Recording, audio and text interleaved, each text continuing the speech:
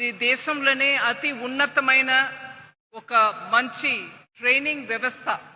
భారతదేశంలో రెవెన్యూ సర్వీస్లో వచ్చే అధికారిகள் అందరికీ ఇక్కడ మంచి సదుపాయాలతోటి వాళ్ళకు ట్రైనింగ్ ఇవ్వడానికి ఎలాగ ఐఏఎస్ అధికారి లబాస్నా అంటారు, మసూరిలో వెళ్ళి ట్రైనింగ్ తీసుకుంటారు.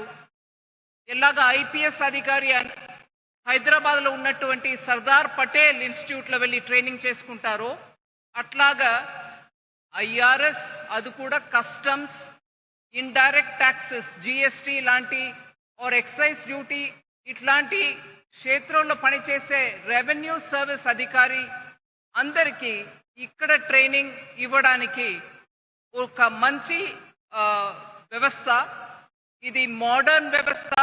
అందువల్ల వరల్డ్ కస్టమ్స్ ఆర్గనైజేషన్ కూడా దీనికి మంచి గుర్తింపు ఇచ్చి ఇక్కడ south east Asian countries and మనం చెప్పే సింగపూర్, థాయిలాండ్, కంబోడియా లాంటి ప్రదేశం నుంచి స్టేట్స్ నుంచి కూడా ఇక్కడ తీసుకొచ్చి వాళ్ళ ఆఫీసర్స్కి ట్రైనింగ్ ఇవ్వగలిగే ఆ స్థాయిలో ఉంది అని గుర్తింపు ఇచ్చారు మన ఈ పాలసముద్రం కేంద్రానికి.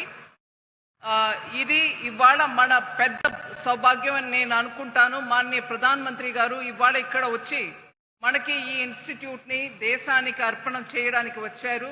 వారు బాగా వ్యస్తత బిజీగా ఉన్నటువంటి ఈ టైంలో మనకి టైం ఇచ్చారనే దానికి నేను ఫినాన్స్ మినిస్ట్రీ తరపు నుంచి వారికి నా కృతజ్ఞతలు చెప్పి నా మాటని ముగించేస్తాను.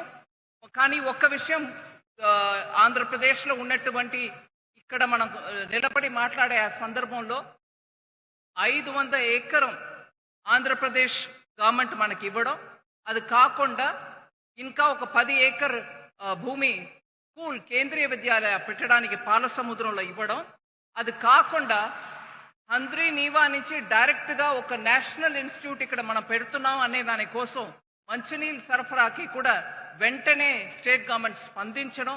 2014 నుంచి ఇవాళ వరకు అప్పుడు ఉన్నటువంటి గవర్నమెంట్ అయినా ఇప్పుడు ఉన్నటువంటి గవర్నమెంట్ అయినా మంచి సహకారం ఇవ్వడం వల్ల ఈ పెద్ద ఒక వ్యవస్థ ఇక్కడ మనం చేయగలిగాం. అందువల్ల ఆంధ్రప్రదేశ్ సర్కార్ 2014 నుంచి ఇవాళ వరకు ఉన్నటువంటి గవర్నమెంట్కి నేను నా కృతజ్ఞతలు చెప్పించి నా మాటను ముగించేస్తాను.